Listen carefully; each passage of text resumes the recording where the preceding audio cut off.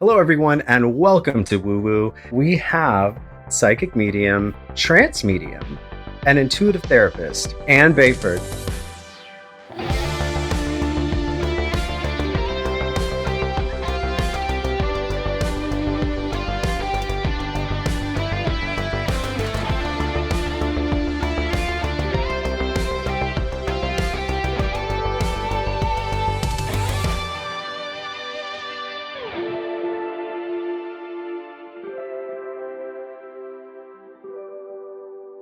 Welcome, Anne. How are you? I'm good, thank you. I'm really good. It's lovely to meet you finally. I've heard so much about you as well, so I'm Oh, really happy. same likewise. Likewise. And we have someone in common. We have Gary Wright, psychic medium professor at the College of Psychic Studies. I like calling him professor. It just, it throws him off a little bit. I was going to say, I said, how did he get that title? How long or how far back, when did you and Gary connect? Okay, right. So I met him through the College of Psychic Studies in South Kensington in London. I'd had my near-death experience and I was going backwards and forwards to the college trying to work out who I was, and what was happening for me. And I must have met him, it must be about 15 years ago, that Wow. he was running a workshop and I was just like going with my intuition, like what workshop should I go on? Who should I speak to? And I literally followed my intuition and they said, Gary Wright. And I was like, oh. And I went in his workshop and straight away we did an open class and we were training. And he said straight away to me, oh, you're a medium. You need to come and be in my classes. And I was like, pardon? And that must have been about 15 years ago. And then he trained me for a number of years. It's a bit like with with your psychic skills and mediumship skills, it's like they're in there somewhere, but they Mm-hmm. might need nourishing and coaxing out and training, like stallion horses, to put the actual saddle on them. And so he said to me, "No, no, no, I need to train you." And then I became a student of his for a while. And then he put me forward to become a probationer and a consultant at the College of Psychic Studies. So that's where I am. I'm a consultant just like That's it now. that's so cool. I feel like the college has opened so many doors for me and so many network opportunities and opportunities to learn and grow. So Mm. I've never been more grateful. And honestly, probably because of the pandemic, have things become more accessible with them because, now they offer Zoom classes and workshops. And, I'm for anybody who's been listening to our podcast, they've heard me mention and talk about this. But sweet Gary, he referred me to you and he said, you have to know Anne. You must get to Love know it. Anne. I know. So I was like, all right, I must. So I added you and I kind of poked and prodded around on your social media. And I mean, the fascination level for you is like intense because you seem to have had so many different layers of spirit trying to wake you up or transform you and then wake you up and transform you. And I say that because you had a near death experience, but you also talked about different things like being a zookeeper that you've done in the past that also, allowed ways for you to help and be in service to people and animals. So can you tell us more about yourself? Because I think you're remarkably fascinating. It was really funny because when I met Gary, there was one of the workshops that we were on, and one of the students turned around and said something about. They started talking about a camel, and Gary said, "No, that's my camel." And I went, "No, no, no, it's my camel." And he went, "Pardon?" He didn't know me at the time, and I said, "Well, I used to be a zookeeper at Chessington Zoo in the UK." And then I said, I worked at London Zoo. He said, no, but I worked at London Zoo. And I went, wow, we're both zookeepers in the room at the same time. We didn't even know That's that. So it was right. amazing. Yeah. Yeah. So I've that's heard how we him. became really good friends. I've heard him reference that before. I didn't even put two and two together. Wow, that's Yeah, so it's cool. me. So, Wow. yeah, if I think going back to childhood, the closest I felt to anyone was actually to animals. I felt closest to animals, and I just kept on hearing them, and I thought it was normal. I thought other humans heard animals communicate, and I didn't think anything of it. And then it was literally, I mean, I had snakes from the age of 13. I was fascinated by reptiles, and we had dogs, cats, rabbits, you name it, every type of animal there was, and horses and everything. I just was enjoying working with animals. And then there was a time when, as a child growing up, there was like a competition, I remember, at the shopping mall in the UK, and I took my pet lizard out of my pocket, and everyone else had furry, fluffy bunny rabbits and cats and dogs, and I was 13, and I just got my, my lizard out, and I remember I didn't win the competition. I was so upset, and I started speaking to this is really well known TV presenter with animals called Johnny Morris at the time. And I remember meeting him then as a child, and I just thought, wow, I was really upset that I hadn't sort of won the competition, but it was my idol. Now, moving forward by, I don't know, must have been about 15, 16 years, I was a zookeeper at Chesington Zoo. I used to look after the tigers and lions and elephants and stuff. And I met him in the flesh there, and he came along, and there was a program they were doing. And Wow. I said to him, first of all, I said, do you remember me? Of course not. And I was very upset. And then I said to him, did you hear what that gorilla just said to you? Because we were walking past some gorillas, and he said, no, dear, animals don't talk. And I went, but on TV, on this TV program, you used to do the voiceovers and used to talk and used to say that you could hear that penguin speak. And he went, no, that's just fiction. And I was like, there must be something wrong with me because I'm hearing animals speaking. So it was, oh, don't ask. It was just, yeah. I did see that on your website. Yeah, that one of the services. Do you offer that service of animal whispering? I'm an animal communicator whisperer. Yes, I do that around the world. I work with some of the top zoo vets around the world. So if they've got a problem, I've worked on a lot of race horses and show horses. So the horse actually talks to me, communicates to me telepathically. And then what I do is I sort of tune in, and I can see where there is an injury or a problem. And I then communicate back to the zoo vet. So I've got quite a lot of vets around the world that work with me. Yeah, if there's an issue with someone's animal. I found a cat in New York the other day from my home in London. I was just sitting here, and I could sort of see exactly where this cat had moved and where it wandered off to. So yeah, we later found it. So yeah, I can do that. Yeah, I can do that as well. What a remarkable skill. And that kind of brings me into the next topic that we have, which is the soul. And you're quite an expert at helping and working with souls and healing and reading. So I am curious. And again, a lot of people that find this show are kind of just starting their spiritual journey. But would you say that every animal on the planet has a soul? How does that work? Yeah, okay. How do souls work? Yeah. Oh my God, what a question. I know. Okay. The big ones. Talk to me like I'm the most simple mind you've ever met. Well, no. Well, yes. No. So for me, I mean, I've died 3 times. So, getting knocked down by the car, 7 minutes there, then my lung collapsed. I died there. That was about 3 or 4 minutes. My heart totally stopped, and it's all been documented. And then the 3rd time I was on the operating theatre and my heart stopped for 7 minutes. So I've died a few times. So I've become a bit of an expert in dying and coming back again. So. Robert would love you. Or what was it? I think he was the guy. Or was it Edgar Casey? No. Edgar Casey. Yeah. Edgar Casey. NDEs, yeah. Yeah. So there's this fascination because I've been... I mean, I want to stay on the other side, but I don't really see it as the other side anymore. But so I felt the experience of being at the Akashic Records. I didn't know they were called the Akashic Records at that time. So it really just means it's a hallway or a large room, shall we say, of documented evidence or information about the lives that you may have lived as the human, because a lot of us are on reincarnation on that recycle mode.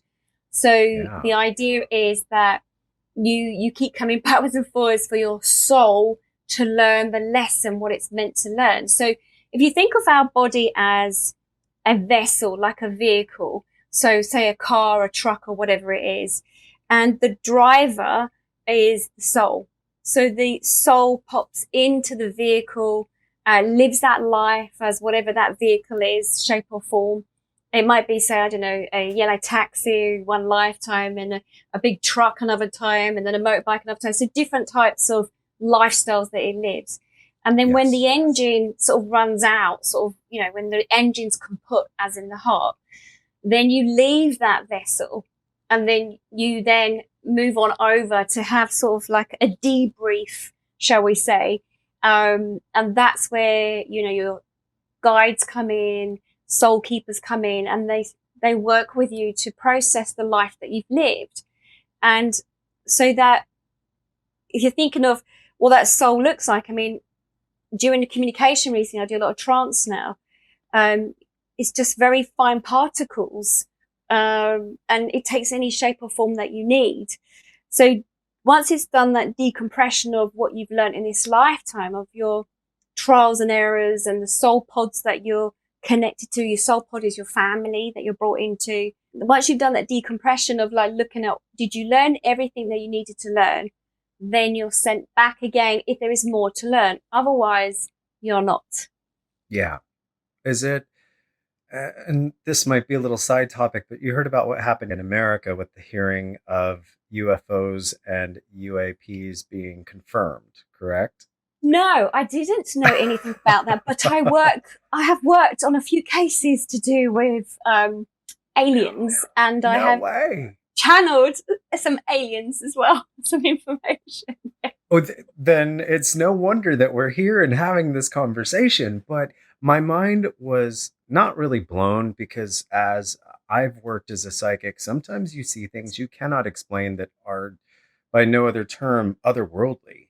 Yeah. And so that, you know, my sole question is, do you think that if we've learned everything we've learned in a human type of life form, do we ascend into a different life form, or like where does the soul go? You said it doesn't keep coming back, but does it experience life somewhere else as something else?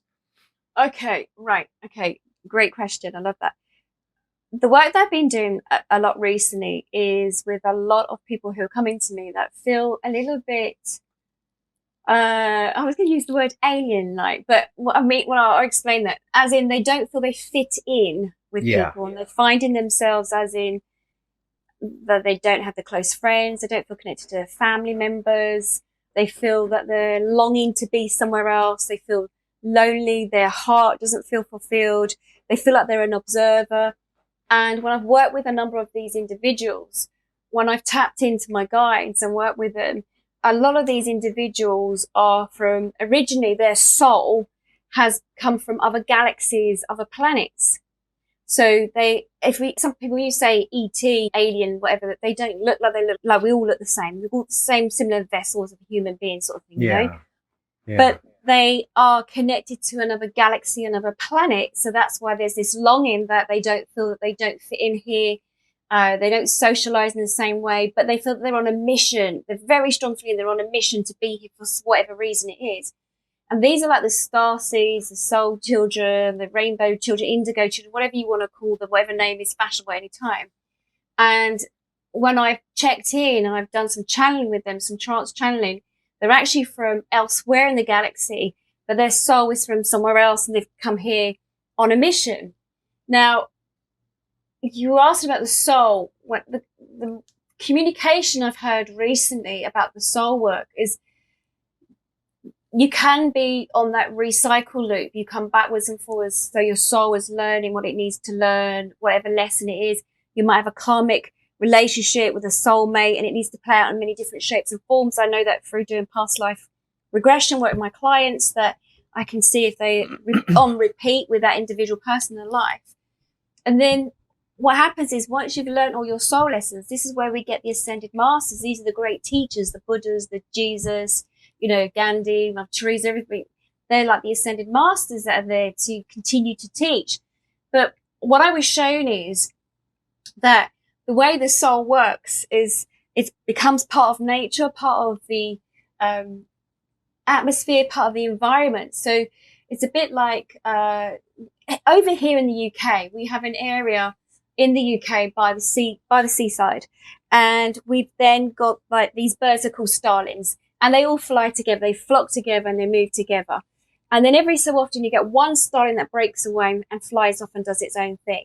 What I was being shown the other day was that this is like the particles of the soul. So when that individual has no longer any use to come back, there's no reason, they become quite the large collective of Yeah. the atmosphere, the environment, what's out there in the universe. So they work within nature. So, when we hear the trees in the wind and the whispering of the leaves, it's like almost as if that soul continues to go on, but around them, that you can work within the humans and be around them to guide them. So individuals. So Yeah. you continue to go on, but you may not need to keep coming back and forwards as a human. As I this just got chills when you said that, because one of the questions that was starting to form as you were giving us that explanation is, and I've heard stories of people having memories of other people's lives or moments of, as if, people confusing them with past lives, but it just turns out that soul or that other person's soul entered the collective. And so they were kind of seeing these memories through that bit of the soul. Do you understand what I'm saying? Is that a thing? Like kind of what you're talking about, if the soul no longer gets recycled, it kind of sits in the collective. Is it possible to access information from the collective? Yes, but I Okay. also believe that the work that I'm doing now when I do my trance work is very much the dimensions. I didn't quite understand what it meant by dimensions and reality.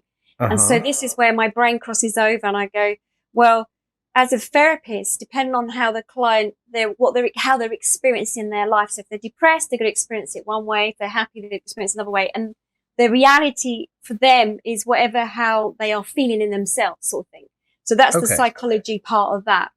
And Yeah. then there's this other side where, with the dimensional work that I'm doing now, that I'm starting to, we're all taught to think when we're training to be psychics or psychic mediums, we're all taught that, this is like a triangle, that there's the medium, and then there's the client, and then you have the guides or you have the loved ones. So it's the conversation.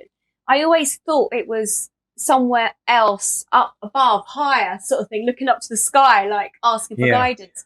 Yeah. The work I'm doing as a trance medium, I'm becoming very aware that actually it's just another dimension of ourselves. So the question about the souls is that I'm also being instructed recently from information that I've gathered, is that it's just the souls can also enter into other dimensions. So Okay. not the dimension on the earth as we see it now. And, we've heard about the fourth, the fifth dimension, 12th dimension, or whatever you want to talk about. But Yeah. this is just a different dimension of yourself. So that feeling of deja vu, like Yes. when you're walking, you feel like you've been there before. And it could be, this is the other thing, it could be a past life. Or how about this thought? There is no such thing as the past or the future. There is only the present moment, okay? So think of Mm-hmm. it as that. But there are just layers of ourself, layers of our soul, layers of energy, layers of different dimensions. So what's to say actually it's your future self that's gone there, but you're getting the deja vu, the feeling. So already your future self has gone off into the future to make something happen. That's like how manifestation works. You want to shift something into manifestation.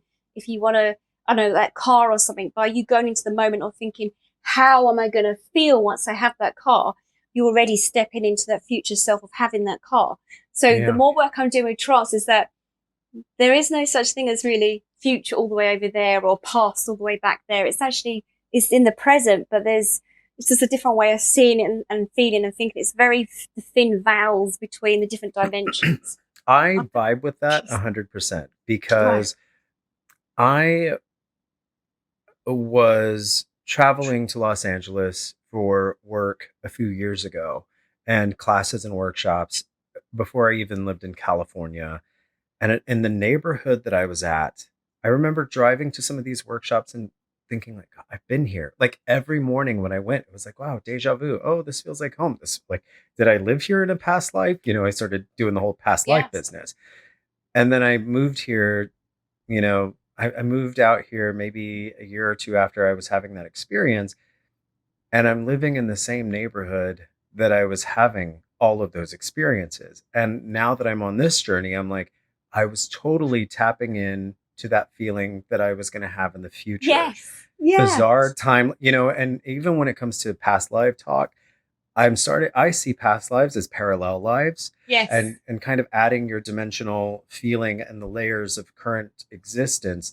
Yeah, I believe that it's all parallel. It's not really above or below or side by side. It's all just No. kind of layered around each It other. is. And you were saying about the aliens and stuff, and I hadn't heard because I don't want. I try not to watch news because Me I've too. had well, well, for many reasons, but one of them, like, if someone's been murdered, or sometimes I end up having the victim who's been murdered contact me, and then I end up being Wow. linked to somebody else, and I've worked on a few murders as well. So I try not to listen to any murders. But I had a client a couple of years ago, and from America, and I said to her, "Oh, I said, where you work, I can see the American flag, but I can see a sign for NASA.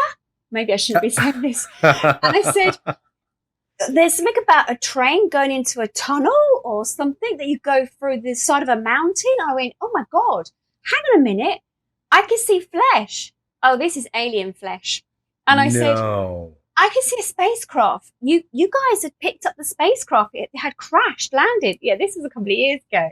So yeah, so I was like, oh my God, what you did to that alien was disgusting. But Oh anyway, my gosh. maybe I That's should really be funny. mentioning that. Well, no, because one of the guys that testified in the hearing was asked by one of the congressmen, do you have or have you any knowledge of extraterrestrial, or they said non-human DNA on some of the species that were found? And he said, yes, it is non-human. I mean, he wouldn't say alien, he wouldn't say extraterrestrial, but we can put two and two together. If it's non-human and it's in a spacecraft, it's probably not from this world, or it could be from deep within this world. I was actually having a conversation the other day with someone, and there's been like weird gravity shifts over, I think, around the Indian Ocean or something. And she presented to me, what if there are things deeper below, like the Earth's surface? And then we started going into Atlantis and Lemurians and Right. lost Yep. civilizations. And I was Yep. like, my mind is blowing up right now. There was a message I gave the other night, and it was about the Atlantean period. I've been doing some recordings for my website, and I channeled some information the other night about empaths and intuitives and how does that work, and a lot of it came up about some of that is still bred in us from the Atlantean period. So we picking up information from each other without even talking, but it's just those thinking, those thoughts. It's all part of the Atlantis period. And they started channeling more information every night. I was like, wow, it blew my mind. I was just sitting here, I was recording it. I was like, this is crazy.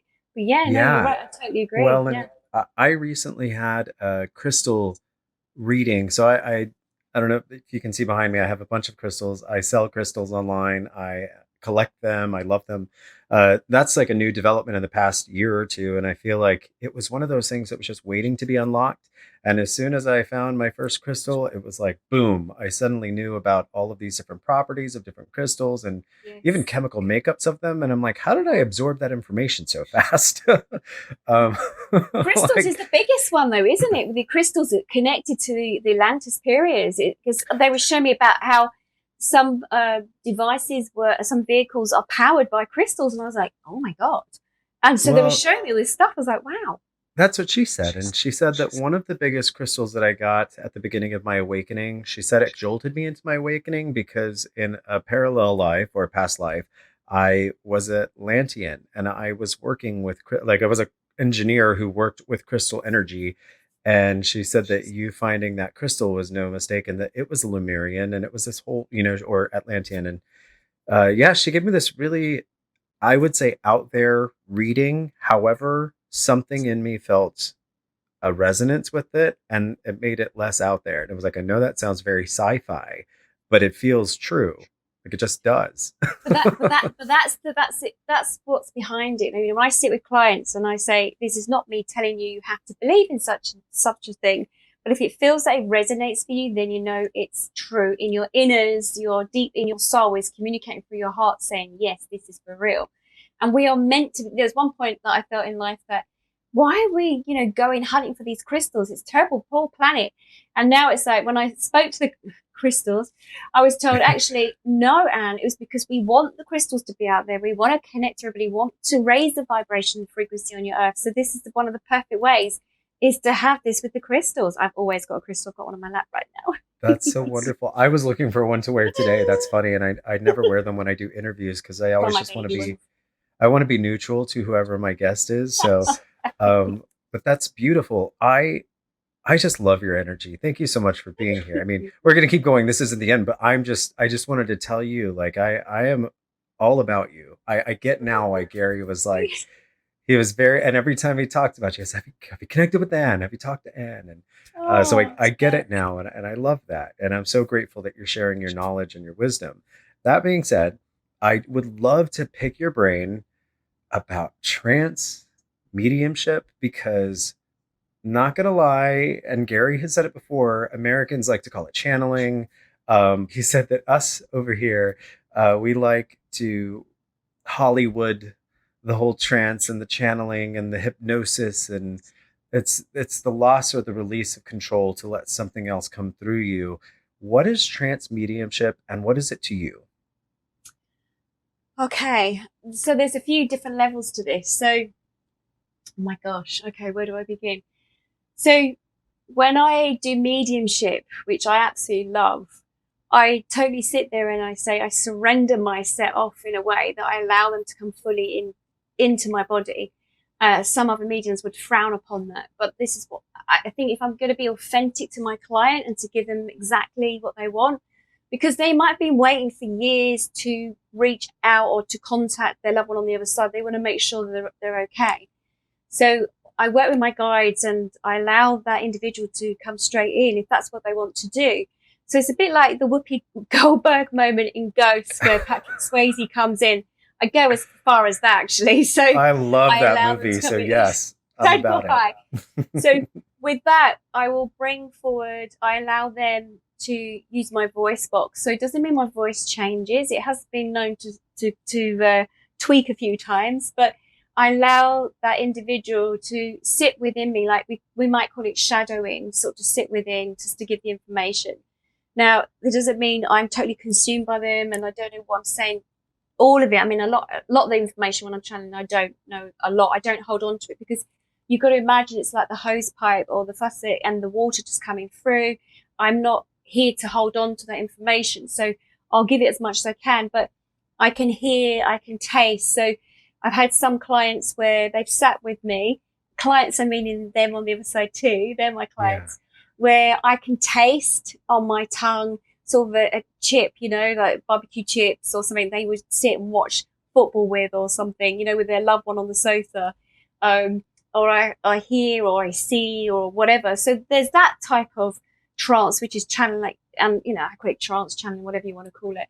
And I'll receive that information. And it's been, shall we say, very useful with some clients because I have a large following out there on a Facebook page where some people are still having relationships, shall we say, with their husbands or partners on the other side. Wow. Physical, Wow. physical, romantic relationships.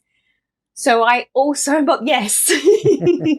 So I've been sitting in the middle of a couple and he's making me fully aware of the romantic partnership relationship thing that's happening. And I've been communicating that to my client on this side. So there's that. And then Yeah. the other type of stuff with my trance work is that then I channel light beings. So whether they're from other galaxies or the light council, I'll sit in trance. And so I connect to that dimension too. Are light beings the same as angels, or is that something different? It depends on how you see it. When I think of light beings, they can be angelic for me. So that I do a lot of that. I work closely with Archangel Metrodon because the soul keeper of the Akashic records. So Yeah. I will do some work and I'll channel him quite a few times. I've done workshops where I've just sat there and channeled for a whole hour where his energy has come forward. That's very high frequency, quite exhausting. And Yeah. there'll be other light beings or I sometimes call light beings because they're from other galaxies. So some will call them aliens. I don't call them aliens. I call them light beings as well. And then I have Light Council that steps forward, where I work with them.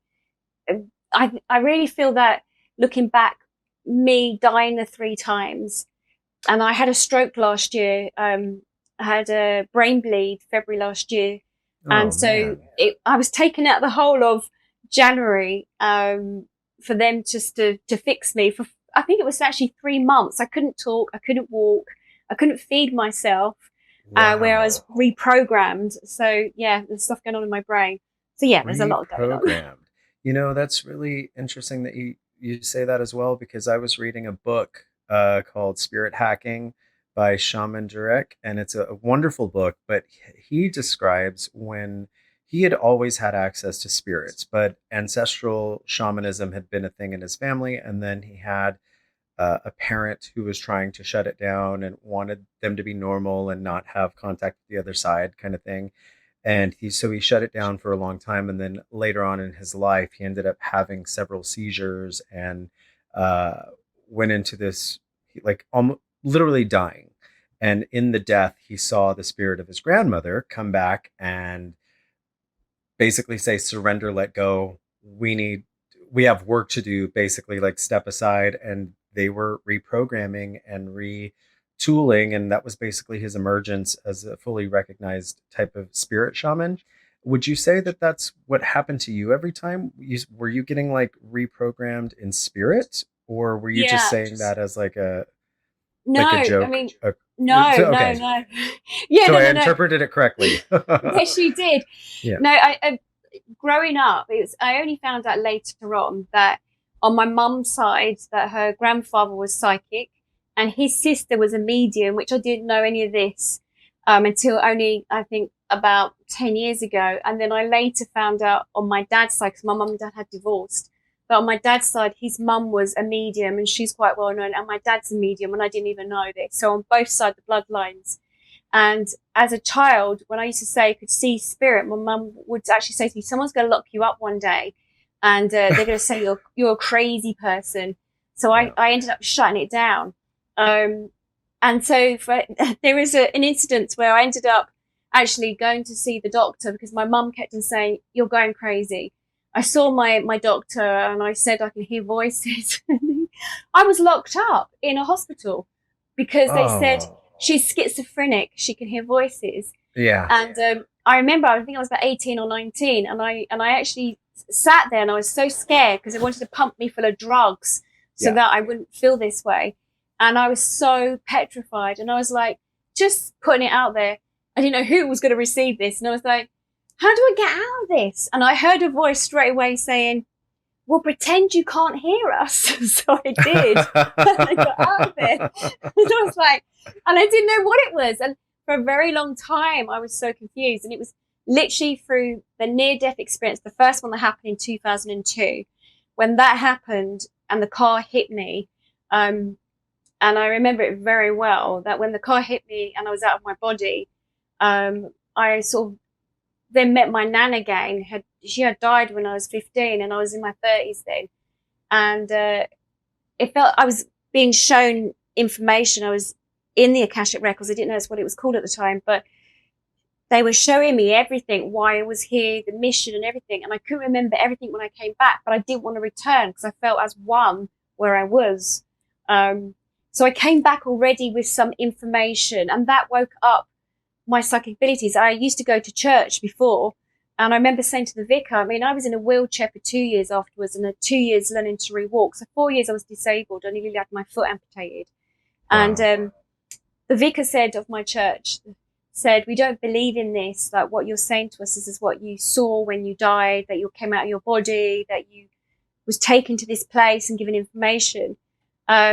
And then I thought, well, if he doesn't believe me, I need somewhere. And that's where I found the college. It was like the lighthouse in a storm. It helped me to have a place where I felt safe and supported, where I could explore, who I really was and all the other modalities that are out there. So, yeah. So Yeah. each time I've been reprogrammed, literally. That's so, okay, for lack of a better term, cool. Like, that's so fascinating. I truly mean that. And wow, I mean, you have experienced so much, and you've been able to share every time. You've been able to recover and share, and that's just, I think, the most beautiful part of your story, is that you are just living, breathing in service to other people, and that is really truly beautiful. and Thank amazing. you. So that Yeah. being said, about being in service to others, you have a platform called the Odyssey platform. Yeah. You mentioned That's it earlier. Can you tell us a little bit more about what that is? okay. Brilliant. Well, the thing is, I really believe that now is the time to show up as who you really are, sort of to tap into who you are and why you're here. I think so much has happened on the planet for so many, well, the last couple of years particularly. And now people are like questioning so much. And now it's a great opportunity to question yourself and to look at why are you here? What is your mission? And so my total belief, if I look back at my lifetime, being born into a family of domestic violence, there's a lot of abuse that went on there, toxic relationships that I'd been through. I'd had 5 miscarriages. Luckily I have Wow. 2 children now. But my journey made me think, right, there is a reason why I've gone through this and survived it. So, I became a counselor, but there was something more. So being a counselor, you learn about the psychology part of the brain and how it works. And I work with a lot of clients, and I just noticed it just wasn't doing it. You can only reach to a certain level, and I believe that there is this innate feeling that there is a reason why we're here. There's a purpose. There's a mission. So going down the route then of being the psychic medium and training and going through my soul experiences, I started to learn more about the soul, why we're here, and the different modalities I learned about it. And so I just felt that I even had psychiatrists coming to see me as a medium, but they wouldn't put it out there because they worked in a hospital. They didn't want people to know that they see a medium. And I just thought, no, we need to break down the barriers that there are so many levels of us and layers there's so many different parts to us, like how we might be seen by our parents or how we have that relationship or friends or colleagues and everything. There's so many different parts of us. So why not combine everything together? And at first it was really tricky. So I was channeled. They kept on saying to me, Odyssey. And I went, what do you mean by Odyssey? And 3 years ago, they said, Odyssey. And I was like, what is Odyssey? They said, journey of the soul. And that's what Odyssey means, the journey of the soul. And then they Wow. said, it's called Odyssey The Platform. And I went, why is it called The Platform? And they said, because you've got to platform other therapists. You've got to put the other therapists there. So they are the conventional therapists who have come from a psychological background. They're trained, qualified, everything where they've worked with the human brain and how we work and the psychology, but they're soul led. They've been on their own life journey. They've had trauma happen to them. And that's actually through our traumas in our lives when we think that we've lost everything. That is the catalyst of growth. That is the golden nugget. But we don't often see it as that because we're going through so much trauma. We're being pulled in different directions. It's only when we look back we can see that's the nugget. So Yeah. the idea is the platform is that we have the psychotherapists, we have the counselors that will work through helping you to break through barriers and self-limiting beliefs, to raise your energy, to help you to see that what's going on in your life and why it's happening. And then we have the mediums, we have the numerologists, the colorologists, we have the human design person, and you'll have myself where we'll uncover layers of you so that you see yourself from a 360 degree. You're not just from, oh, in psychology, you need to fit into this box when you might not fit into that box. So I Yeah. created it. And I'm one of the co-founders. My daughter is the other co-founder, Rebecca Raab, and we're working together on this to bring it to alive and evolving. Well, that is so wonderful. I'm happy to share all of that information, and I'm happy to promote that as well because I think that's beautiful work that you're doing, and to be able to showcase all sorts of different healing and accessibility to knowledge and therapy. There's not enough therapy in the world right now for all of the trauma that exists. And Yeah. so it's no wonder that us light workers and energy workers and empathic mediums and psychic intuitives are popping up like crazy because the world needs it right now. And the world needs you. And I'm so glad that you're here. And how can we find you? How can we find the platform, Odyssey, the platform? Do you want to go ahead Okay. and give us that Yes, I can. information? So we've got a website, which is www.odysseytheplatform.com. And we also have an Instagram page, which is called Odyssey The Platform. So that's how you can reach us through there, and you can message us. And yeah, we've got free online courses and workshops happening at the moment. So the idea is I have a lot of people that are, when they're paying it forward for some clients. So the idea is I was very, very poor at one point. I had nothing. I was homeless for a while. So for me, my duty to people who don't have any money is that then there is this free information that will be put out there. And those who do have a little bit of money, some of my clients are wealthy enough to pay it forward for some of my clients. So I have a number of those clients that say, yeah, if they can't afford to have this, well then, yeah, let's pay it forward for them. So it's about for everybody. So yeah, so there's information.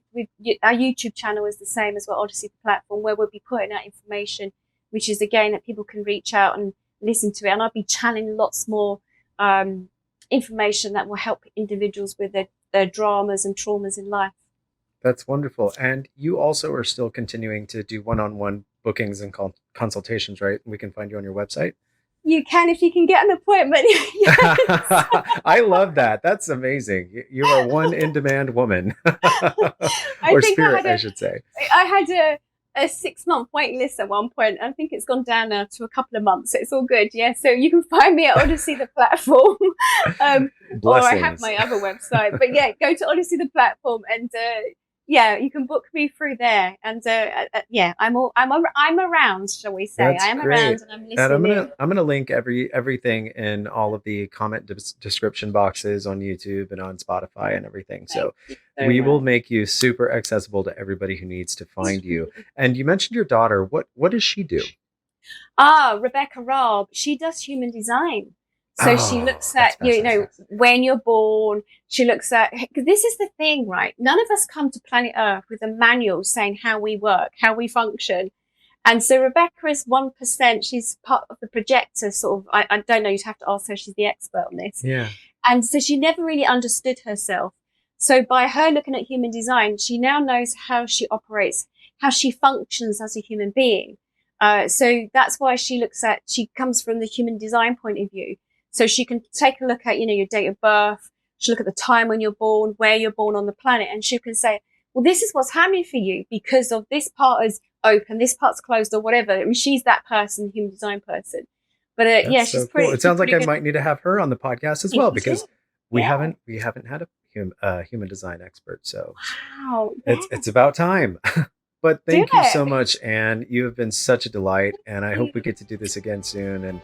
And yeah, we definitely need to stay in touch. To find out more about today's guest, please check out the links in the description box. And always don't forget to give us a like and a follow. Until next time, Woo family.